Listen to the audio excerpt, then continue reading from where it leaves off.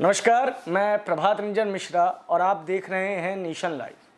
Corona संकट के बीच में लगातार आपको जनप्रतिनिधियों से मिलवाते आया हूं और इसी कड़ी में आज हमारे साथ 31S वार्ड के काउंसलर और नजफगढ़ जोन से पूर्व चेयरमैन मुकेश सूर्यान जी मौजूद हैं, जो लगातार अपने वार्ड में सैनिटाइजेशन का काम करवा रहे हैं और कोरोना बीमारी से निपटने के लिए कोरोना वॉरियर की भूमिका में नजर आ रहे हैं।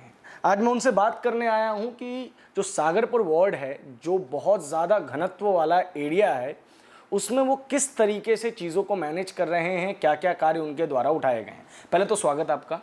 नमस्कार। दूसरी चीज़, जनप्रतिनिधियों का भी शुक्रिया अदा इस टाइम पे किया जाना चाहिए, क्योंकि जिस वक्त पब्लिक घर पे है और हमको पता है कि घर पे रहना सबसे ज़्यादा इम्पॉर्टेंट है, उस वक्त जनप्रतिनिधि जब ज़मीन पे उतर के सैनिटाइजेशन का कार्य कराते हैं या कोई भी कार्य कराते हैं तो वो अपनी जीवन को भी खतरे में डालते हैं। इस चीज़ के लिए आपका शुक्रिया हम जनता की तरफ से करते हैं। अब कुछ सवाल मुकेश जी। पहला सवाल मेरा ये है कि जब ये संकट आ गया तो एमसीडी ने अपनी क्या भूमिका निभाई, क्या कार्य आप लोगों के द्वारा पिछले 1 महीने से किए गए हैं? देखिए प्रभात जी, सबसे पहले तो आपका धन्यवाद करता हूं कि आप हमारे जैसे लोगों की आवाज़ उठा रहे हैं और ये अपने टीवी के माध्यम से, चैनल के माध्यम से। आपने देखा होगा कि जैसे ये चीज़ें कोरोना का जैसे ही दिल्ली में आया था तो मेरा सागरपुर पहला ऐसा वार्ड था जिसमें हमने डे 1 से स्टार्ट कर दिया सैनिटाइज करना। और मेरी जनता को लगातार जो हमारी कूड़े की गाड़ियाँ घूमती हैं, पहले दिन से मेरी उस टीपर में जो हमारी एक रिकॉर्डिंग चलती है, जो हम कूड़े की रिकॉर्डिंग के लिए भी डालते हैं, उसमें मेरी अपील भी चल रही है। जो प्रधानमंत्री जी का मैसेज है, जो हमारे देश के नेताओं का मैसेज है, वो मैसेज भी मेरा जनता तक जा रहा है और वो काफ़ी इफेक्टिव भी हो रहा है। लोग उसको समझ भी रहे हैं, उसको सुन भी रहे हैं। और मैं अपने क्षेत्र की जनता का भी धन्यवाद करता हूँ कि मेरे क्षेत्र का, सागरपुर का एक व्यक्ति, मैं उनकी सराहना करते हुए मुझे बड़ी खुशी हो रही है कि एक व्यक्ति लॉकडाउन का पूरा पालन कर रहा है। लॉकडाउन के जो नियम हैं, उन नियमों पे पूरी मुस्तैदी से मेरी पूरे क्षेत्र की जनता उनका पालन कर रही है। मैं उन सबका धन्यवाद भी करता हूँ। और 19 तारीख का लॉकडाउन जिस दिन पहले दिन प्रधानमंत्री जी ने किया था, वो भी मेरे सागरपुर के एक व्यक्ति ने, मैं खुद उस दिन थोड़ी देर के लिए देखा था जाके, एक व्यक्ति ने उसका पूरा पालन किया। तो मेरा सागरपुर का प्रत्येक नागरिक धन्यवाद का पात्र है। आपके कुछ मित्र हैं जिनके सवाल मेरे पास हैं, जिनके सवाल मैं लेके आया हूँ। एक बहुत बड़ी दिक्कत ये हो गई है कि इस वक्त जो सड़कों की सफाई है या निगम के जो कार्य थे वो किस तरीके से मैनेज हो रहे हैं, क्योंकि सफाई कर्मचारियों की ड्यूटी बढ़ गई है। हमने कुछ सफाई कर्मचारियों से बात की थी। साउथ दिल्ली म्युनिसिपल कॉर्पोरेशन जो है वो लगातार नालों तक को सैनिटाइज करवा रहा है, उसके अंदर केमिकल्स डाल रहा है। ये मौसम में आमतौर पर मच्छर बढ़ जाते हैं, तो इन सभी समस्याओं से आप लोग कैसे निपट रहे हैं? देखिए, जो सफाई का काम है, जिन लोगों का जो सफाई की ड्यूटी है, जो सफाई का काम करते हैं, वो सफाई का काम कर, जिनका काम झाड़ू मारना है। जो हमारे एक मलेरिया विभाग, जो डीबीसी कर्मचारी हैं, डीबीसी कर्मचारी खुद सैनिटाइज के काम में लगे हैं। और जो हमारा उद्यान विभाग है, हमारा मलेरिया विभाग है, हमारा जो मेंटेनेंस विभाग है और हमारे 2-3 और विभाग, उन सबसे वीकली हर वार्ड में एक सैनिटाइज के लिए टीम आती है। और टीम जो हमारी जो टीम आती है, उसमें हम पानी के ट्रैक्टर जो आता है, उसमें टैंकर के साथ हम उसको दवाई को मिला के सैनिटाइज करते हैं। और फिर हमारी जो सुपर जेट मशीन है, उनमें भी हम दवाइयों का घोल डाल के उससे भी हम कर रहे हैं। आपने देखा भी होगा, मैक्सिमम 4 बार अपने वार्ड में गाड़ी को साथ लेकर प्रत्येक घर को मैं 4 बार सैनिटाइज कर चुका। हाँ, ट्रैक्टर पे भी मैंने आपकी वीडियो देखी थी। ट्रैक्टर आप सवार हो गए थे और सैनिटाइजेशन का कार्य कर रहे थे। इससे मेरे जो कर्मचारी, वो भी प्रेरणा मिल रही है, उनको भी, मेरा क्षेत्र का व्यक्ति भी, वो भी अपने आप में कि यार अगर हमारा पार्षद इतनी मेहनत कर रहा है तो हमारी भी ड्यूटी बनती है कि हम लोग घरों के अंदर रहे। और जो मैसेज हमने दिया है, जो मैंने उनसे आग्रह किया है, मुझे खुशी हो रही है आपको बार बार कहते हुए कि लोग उसका पूरा पालन कर रहे हैं। सागरपुर में चूँकि हम लोग एसेंशियल नीड्स में आते हैं, एसेंशियल कार्य करने वाले लोग हैं, तो हम लोग कई बार अपने आसपास घूम रहे होते हैं, तो हमने देखा कि सागरपुर पूरी तरीके से लॉकडाउन है। आपका जो मोहन मंदिर है वहीं से लॉकडाउन शुरू हो जाता है और एक साइड जो सागरपुर की दूसरी वाली साइड है, उसका व्यक्ति पहली वाली साइड पे नहीं आ सकता और पहले वाला व्यक्ति दूसरी वाली साइड पे नहीं आ सकता। इसमें एक चीज़ बहुत इंपॉर्टेंट हो गई है कि क्या जो एसेंशियल नीड्स हैं, चाहे वो दवाइयाँ हैं या खाने पीने के सामान हैं, वो पहुँच पा रही हैं रेगुलर मैनर में लोगों तक? सागरपुर के अंदर क्या, सागरपुर क्या, पूरी दिल्ली में भी कहीं भी जो हमारा भारतीय जनता पार्टी ने जो करा है, मुझे लगता नहीं किसी को बहुत ज़्यादा किसी को कोई तकलीफ़ हुई है। और सागरपुर में तो किसी को कोई तकलीफ़ नहीं। हर मोहल्ले गली में दुकानें हैं, सभी दुकानों के पास सारी पर्याप्त सुविधाएं हैं और जो भी सामान आता है उनके घर पे, दुकानों पे पहुंच रहा है वो। और दुकान से जो आदमी सुबह जाता है 8 से 10 के बीच में, वो लेकर अपने पूरे दिन की जो उसका सामान होता है, जो स्क्रीन होते, घर में लेके आ जाता है। क्या दिल्ली सरकार से निगम को कोई फंड मिला है एडिशनल, जिससे इस कोरोना के संकट से निपटा जाए? क्योंकि आजकल मैं देख रहा हूँ कि जो विधायक हैं वो भी सैनिटाइजेशन के कार्य में लगे हुए हैं, तो क्या आपको सैनिटाइजेशन फंड वगैरह कुछ दिया गया है? उनके पास अपना तो मुझे लगता नहीं कोई कुछ कहने को है, बताने को है, बट वो कोशिश कर रहे हैं निगम को कॉपी करने की। इस टाइम देश संकट की घड़ी से गुजर रहा है और भारत एक ऐसा देश है, प्रधानमंत्री नरेंद्र मोदी जी ऐसे हैं जो आज की डेट में विश्व में, जिनका आज दोबारा से उन्होंने कोरोना पे जो विजय पाई है, पूरा विश्व में अगर आज भारत को अगर कोई सराहा रहा तो माननीय मोदी जी के माध्यम से सराहा रहा है कि मोदी जी ने वो करके दिखाया लॉकडाउन, चाहे लॉकडाउन के माध्यम से किया है, कोरोना को हराने के लिए किया है, लेकिन आज पूरे विश्व में भारत की हमेशा प्रशंसा हो रही है कि आज भारत में आपने देखा होगा, अमेरिका की अगर हम बात करते हैं जो सुपर पावर अपने आप को कहता है, या इटली की अगर हम बात करते हैं, या हम चाइना की अगर बात करते हैं, वो पूरी तरह से फेल हो चुके, लेकिन भारत का पूरा नियंत्रण है कोरोना पे। मुकेश जी, एक बहुत बड़ा सवाल ये उठता है कि हम लोगों ने एक रिपोर्ट की थी जिसमें हमने ये चीज़ कहा था कि निगम को काफ़ी टाइम से फंड नहीं दिया जा रहा है दिल्ली सरकार के द्वारा, और ये जो है नॉर्थ दिल्ली म्यूनसिपल कॉर्पोरेशन की रिपोर्ट थी, उत्तरी दिल्ली की। दक्षिणी दिल्ली में मैं बैठा हुआ हूँ और आप निगम से नजफगढ़ जोन के चेयरमैन भी रहे हैं।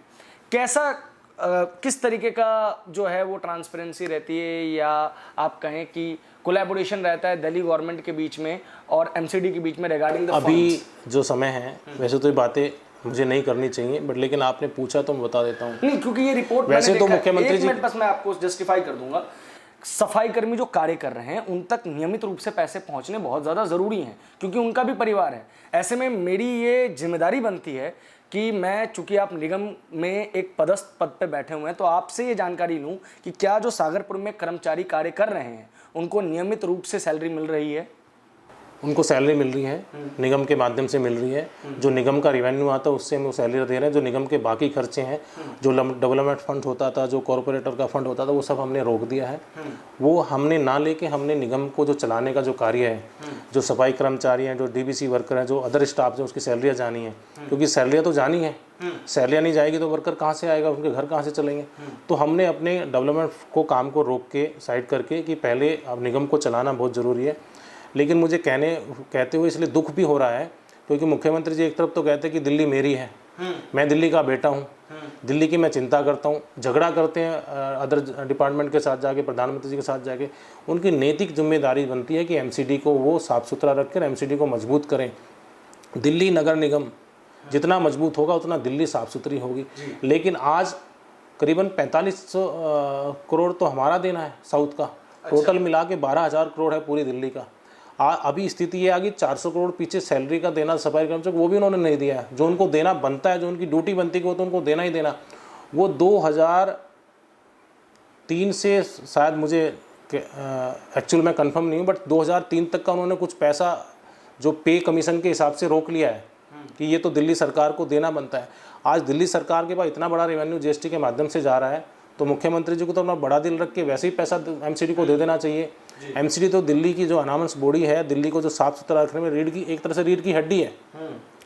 आज अगर मैं कहूँ, अगर निगम एक तरफ बैठ जाए और सफर कर्मचारी हड़ताल पे चले जाएं, या मेरा निगम 10 दिन के लिए रुक जाए, तो माननीय मुख्यमंत्री जी को पता लग जाए दिल्ली में एक्चुअल क्या हो रहा है, दिल्ली की सफाई कौन कर रहा है। आज भी हमारे कर्मचारी लेके कार्य कर रहे हैं वो। अच्छा, नगर निगम ने हर वार्ड से 23 से 25% कर्मचारी दिए हैं उनको सहयोग करने के लिए, और उन्हीं की तनख्वाह नहीं मिल रही है। हाँ, ये बहुत बड़ा सवाल है, इसलिए इस सवाल को पूछना मुझे बहुत ज़्यादा आवश्यक था। एक हमारे यहाँ से जो विधायक हैं वो आम आदमी पार्टी के हैं, उनका और आपका इस महामारी के बीच में किस तरीके का संवाद रहा, किस तरीके का कार्य रहा, बंटवारा वगैरह कुछ इस तरीके की बात, क्या उनके द्वारा आपसे कोई संपर्क किया गया? देखिए, मेरी तरफ से इससे पहले जो विधायक थे हमने उनको भी बोला हुआ था, और आज भी मैं जो विधायक उनको भी हमने जब जो सहयोग ये हमें निगम के माध्यम से लेते हैं हम देते हैं। मुझे लगता नहीं दिल्ली सरकार की तरफ से हमें कोई सहयोग मिल रहा है। अगर आज हम राशन की व्यवस्था कर रहे हैं तो भारतीय जनता पार्टी का एक एक कार्यकर्ता अपनी तरफ से सारी सुविधाएं कर रहे हैं, और जो एक्चुअल नीडी लोग हैं, जो आते हैं, जिनको ज़रूरत है, उनको हम घर घर तक मोदी किट पहुँचा रहे हैं। पार्टी का एक एक कार्यकर्ता है, और हमने प्रण लिया है, हम ये तय करके बैठे हैं कि दिल्ली के अंदर कोई भी व्यक्ति भूखा नहीं सोएगा, और माननीय प्रधानमंत्री नरेंद्र मोदी जी के राज में तो पूरे देश में कोई भूखा नहीं सोएगा। अब दिल्ली सरकार द्वारा जो है वो दावा किया जा रहा है कि जो 70 लाख लोग थे जिनका राशन कार्ड बना हुआ था उनको राशन दिया गया है। उसके बाद उन्होंने ऑनलाइन सिस्टम के थ्रू भी राशन कार्ड्स जनरेट किए जिसका सर्वर बार बार डाउन होता रहा। लेकिन अब उन्होंने कुछ अपने वॉलंटियर्स बिठा दिए हैं जो 200-250 करके लोगों की एंट्री करते रहते हैं। आपको लग रहा है कि दिल्ली सरकार ने जो कदम उठाए कोरोना से लड़ने के लिए वो काफ़ी थे या सही थे? क्योंकि मुझे शायद ये चीज़ें नहीं दिख रही। मरकज़ इसका बहुत बड़ा एग्जाम्पल है और उसके बाद दिल्ली में जो लगातार मामले बढ़ रहे हैं वो भी इस चीज़ को लेकर शुभ संकेत नहीं देते। मुझे लगता है उनको ज़मीन पे काम करना चाहिए। टीवी के माध्यम से और ऐड के माध्यम से, अखबार के माध्यम से तो बहुत हो चुका है। ज़मीन पे आके काम करना, ज़मीन पे आएंगे तो सच्चाई मालूम होगी। एक छोटी सी बात आपको बताता हूँ। नगर निगम का स्कूल है, यहाँ पे 150 लोगों का खाना आता है, पर्ची 500 की साइन होके जाती है। अच्छा, कौन सा वाला स्कूल? दिल्ली नगर निगम। अच्छा, हमारा जो एमसीडी का नगर निगम स्कूल है, 150 लोगों का खाना आता है, 500 की पर्ची साइन होके जाती है। उधर बारात घर में इनका एक स्कीम चल रही है, वहाँ पे 150 लोगों का खाना होता है, 500 से 700 की पर्ची साइन होके जाती है। इस टाइम पे भी आप इस तरह से धोखे की बात कर रहे हैं दिल्ली की जनता के साथ में। मैं जो आप पर्ची की बात कर रहे हैं, जो राशन की बात कर रहे हैं कि आप अप्लाई कर दीजिए, हम लोग आपको राशन दे देंगे। 50 लोगों को मैं डेली अपने दफ्तर से राशन की किटें दे रहा हूँ। वो लोग हैं जो पर्ची लेके आते हैं, जिन्होंने राशन कार्ड अप्लाई किया है। आप कह रहे थे अभी केजरीवाल साहब कि मैं 10 लाख लोगों को रोज़ खाना खिला रहा हूँ। 10 लाख लोगों को खाने बनाने का मतलब मालूम हो आपको कितने आदमी चाहिए? हमें मिनिमम 25 से 30 हज़ार वहाँ पे चाहिए, वर्कर्स चाहिए, टीम चाहिए। क्या वो 25-30 हज़ार दिल्ली में पास बने हैं? वो कह रहे हैं कि एनजीओज के माध्यम से वो खाना मैं उसी बात पे आ रहा हूँ। हाँ। क्या वो 25-30 हज़ार पास बने हैं? क्या वो राशन कहाँ से आ रहा है? कौन कौन सी गाड़ी उनमें लगी हैं? कहाँ वो खाना जा रहा है? ये कहना तो बहुत आसान होता है, लेकिन 2000 आदमी का अगर आप खाना बनाने चलें तो आपको एक्चुअल पता लगता है कि मैं 2000 आदमी का खाना बनाने जा रहा हूँ, तो 10 लाख तो बहुत बड़ी संख्या। वो रसोई कहाँ है? वो रसोई कहाँ है जहाँ 10 लाख लोगों का खाना बन रहा है? जहाँ 2000 लोगों का खाना बने, रसोई तो दिखा दीजिए। वो रसोई कैसे मेंटेन हो रही है, उसकी सफाई व्यवस्था कौन देख रहा है, उसकी देख रेख कौन कर रहा है, ये तो पता लगना चाहिए ना। दिल्ली की जनता है, हमारा जानने का अधिकार है, दिल्ली के व्यक्ति का जानने का अधिकार है। मैंने 1-2 बार स्कूल पे जाके खाना देखा है, उस खाने में आदमी पूरा घूम के निकल जाएगा दाल में, लेकिन दाल नहीं मिलेगी। ये तो आपने जो है, हम कई जगहों पे गए थे, हालांकि ऐसा रहा है कि खाने की गुणवत्ता हमेशा से सवालों के घेरे में रही है। लेकिन मैं आपसे जनरली ये सवाल पूछना चाहता हूँ कि अगर लोगों को जो रेगुलर लाइन लग रही है, अगर आप देखें, उनको राशन सूखा दे दिया जाता और ये जो रेगुलरली जो ये खाने का सिस्टम जनरेट हो रखा है, क्योंकि वो बंदे दिन में 2 बार आते हैं, उनके बोरे सोशल डिस्टेंस पे ज़रूर रहते हैं, लेकिन वो खुद सोशल डिस्टेंसिंग का पालन नहीं कर पाते। मैं प्रभात जी आपको बता रहा हूँ, मैं स्कूल को 2 बार डेली सैनिटाइज कराता हूँ। हाँ, उसका रीज़न है कि वहाँ पे सुबह शाम भीड़ लगती है और वहाँ पे कोई सोशल डिस्टेंसिंग ये लोग मेंटेन नहीं करते। वहाँ पे इतनी हपड़ा दपड़ी मस्ती है। उसका रीज़न भी यही है कि 150 लोगों का खाना आता है, 500 लोग वहाँ इकट्ठे होते हैं, तो आदमी को चिंता होती है मुझे मिल जाए। अगर इसमें भी पारदर्शिता नहीं बरती जा रही खाने के काम में भी, तो भगवान थोड़ी माफ़ करेगा। ये बहुत जो है, ये बिल्कुल एक ऐसी बात है जिसके ऊपर गौर करना चाहिए। और इस वक्त बात ऐसी है कि I think right now government को क्रिटिसाइज़ नहीं किया जा रहा है, लेकिन उनको सलाह ज़रूर दी जा रही है कि आप ये कर सकते हैं। कभी भी गवर्नमेंट को क्रिटिसाइज नहीं कर रहे हैं और खासकर अब तो नहीं कर रहे हैं, लेकिन वास्तविकता भी जनता को पता होनी चाहिए, वास्तविकता ज़मीन पे होनी चाहिए। और फिगर भी आपको ऐसी देनी चाहिए मुख्यमंत्री जी, जो फिगर जो जस्टिफाई हो, जिसको पचाया जा सके, एक तरह से मैं कह रहा हूँ, जो दिल्ली की जनता जिसको मान सके हाँ भाई ये चीज़ होने वाली। आप 70 लाख लोगों को राशन बांटने की बात कर रहे हैं, रोज़ तो आपके राशन बांटने वाले को आप कह रहे हैं कि हमने उसको उठा लिया, हमने उसको जेल भेज दिया, हमारा इंस्पेक्टर नहीं किया था। हमने अभी जनकपुरी के कुछ केस आपने सुने होंगे, आपने देखा होगा किसी ने कंप्लेंट की तो आपने बोला जी हमने तो राशन वालों को जेल भेज दिया। अच्छा, तो आप एक बात पे तो टिकिए कि आप करना क्या चाह रहे हैं, बता क्या रहे हैं। मुकेश जी, थोड़ा सा मैं डिसएग्री करूँगा इस बात से, क्योंकि जब इनिशियली राशन बंटना शुरू हुआ था, मैं तब से राशन वाले सिस्टम पे नज़र गड़ाए रखा हुआ था, क्योंकि मुझे लगा कि यहाँ पे इस वक्त बहुत ज़्यादा सख्ती दिखानी चाहिए। फर्स्ट टाइम शायद मैंने अपनी लाइफ में फ़ील किया है कि जो ऊपर से राशन आया है उसकी फ्लुएंसी भी काफ़ी अच्छी है, यानी कि रिपोर्ट्स जा रही हैं और राशन आ जा रहा है। दूसरी चीज़, जो कामगार लगे हुए हैं, एफसीआई की जो दुकानें हैं, उसमें मैंने एक चीज़ बड़ी अच्छी नोटिस की है, क्योंकि ड्यूटी सबकी बढ़ गई है। ऐसे लोग आप हो गए, हम हो गए, सफाई कर्मचारी हो गए, इन सबकी ड्यूटी लंबी हो गई है। वो लोग भी पूरी ईमानदारी से राशन बांट रहे हैं। लेकिन अब एक चीज़ मुझे समझ में नहीं आ रही है कि 70 लाख लोगों को राशन मिल गया, उसके बाद भी आपने राशन किट्स अप्लाई कर दिए, फिर दिल्ली से भारी मात्रा में पलायन क्यों हुआ?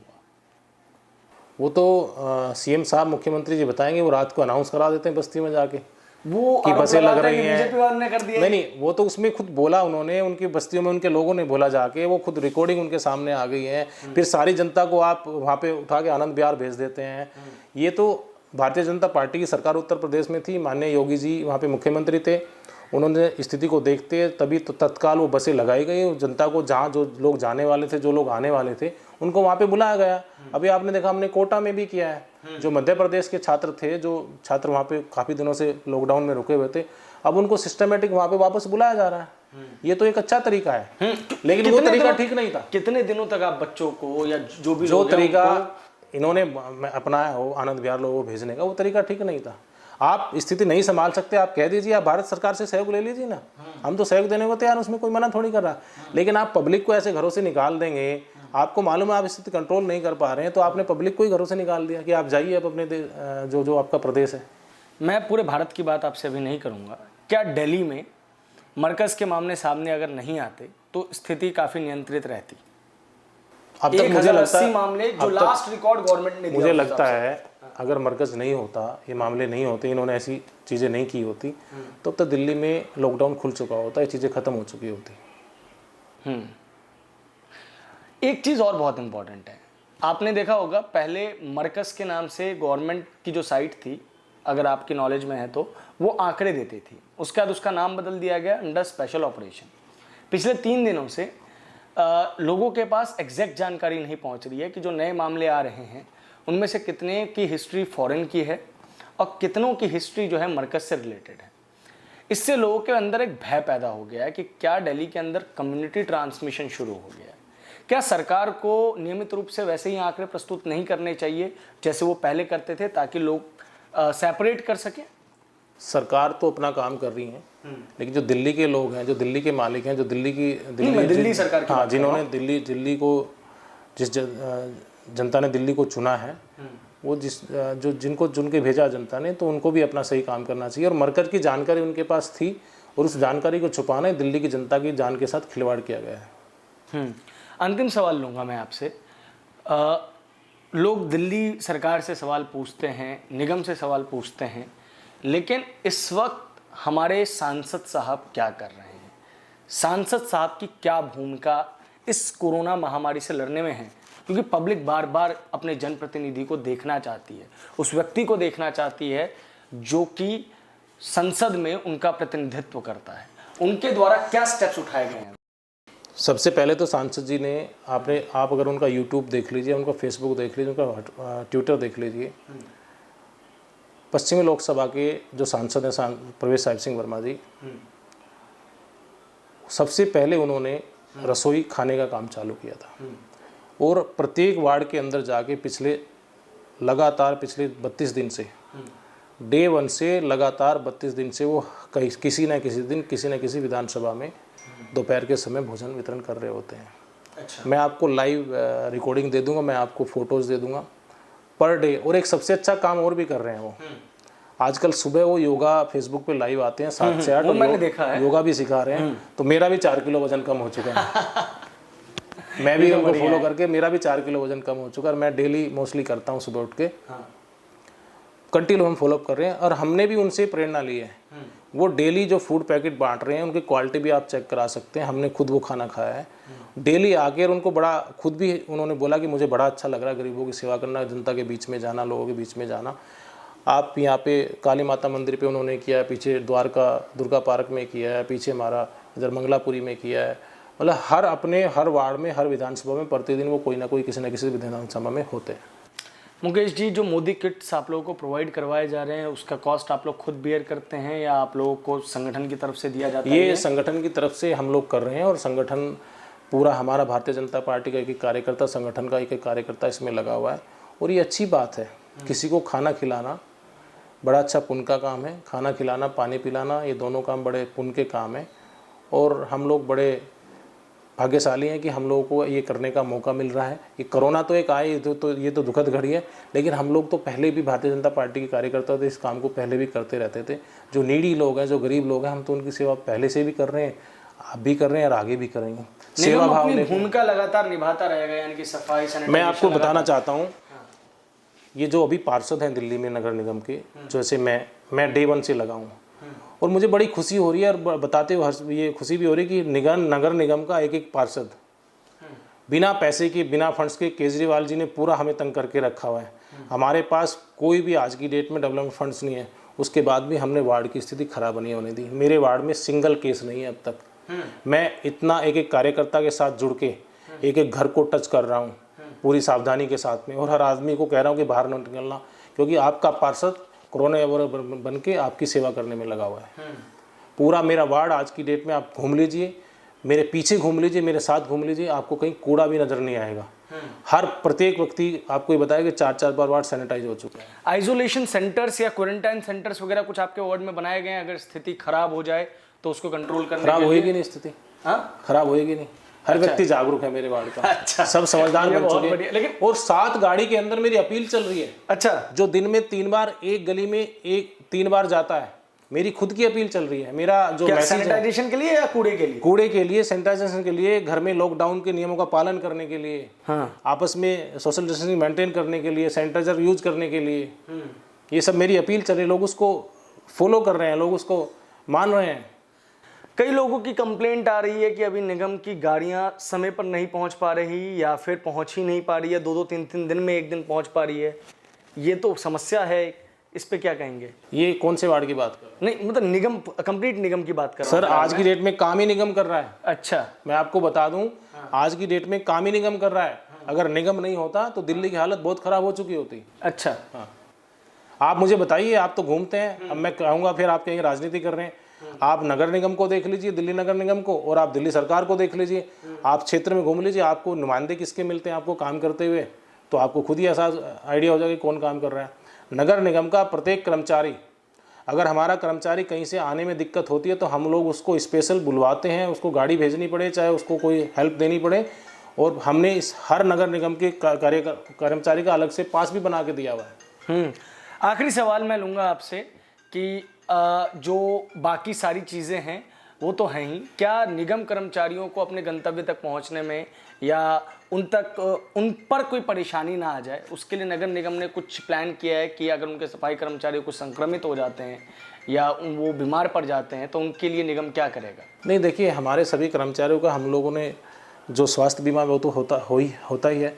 ऊपर से सरकार भी उनको मदद दे रही है। दिल्ली हमारी सरकार उनको, नगर निगम उनको मदद दे रहा है। और कोई भी आदमी को, किसी को आने जाने में शुरू में 1-2 दिन तो परेशानी हुई है, क्योंकि किसी के पास कई बार आई कार्ड लोग घर भूल जाते थे, लेकिन अब तो सबको आदत पड़ चुकी है। सुबह अपना जैकेट एमसीडी की पहनते हैं, तो वैसे ही एमसीडी की जैकेट देख के तो सबको लगता है तो हमारा सैनिक जो है, स्वास्थ्य सैनिक है, सफाई सैनिक है, तो उसको तो वैसे ही। और आजकल बड़ी अच्छी और बात है, मेरे वार्ड में मेरा सफाई कर्मचारी या गाड़ी वाला जब निकलता है या टिपर वाला जब निकलता है तो लोग तालियां बजाकर उसका स्वागत कर रहे हैं। ये तो लोग फूल डालकर उसका स्वागत कर रहे हैं। बहुत बढ़िया।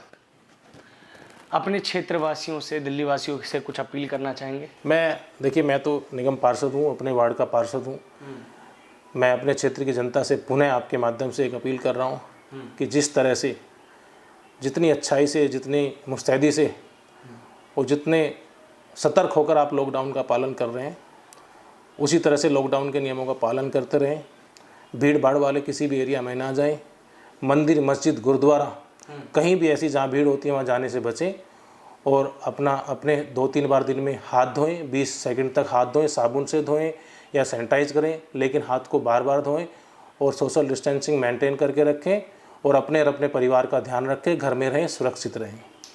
तो ये थे हमारे साथ सागरपुर ईस्ट से या वेस्ट से, सागरपुर वेस्ट वार्ड नंबर 31 से निगम पार्षद मुकेश सुरयान, जिन्होंने इस पूरे जो कोरोना के समय में निगम की भूमिका है और दिल्ली सरकार की भूमिका है उनके साथ हमारी चर्चा की। अंत में आग्रह किया, आग्रह का पालन ज़रूर करें। हम लगातार आपको जनप्रतिनिधियों से मिलवाते रहेंगे, दिल्ली सरकार के नुमाइंदों से मिलवाते रहेंगे, एमसीडी के नुमाइंदों से मिलवाते रहेंगे। अगर संभव हो सका तो हम आप तक सांसद जी की भी प्रतिक्रिया लेके आएंगे और लगातार हम आपको आपके क्षेत्र की अपडेट देते रहेंगे। सागरपुर में अगर अभी कोई कोरोना का पेशेंट नहीं आया है तो ये खुशखबरी है, लेकिन इससे आपको आश्वस्त नहीं हो जाना है, आपको सड़क पे नहीं निकल जाना है।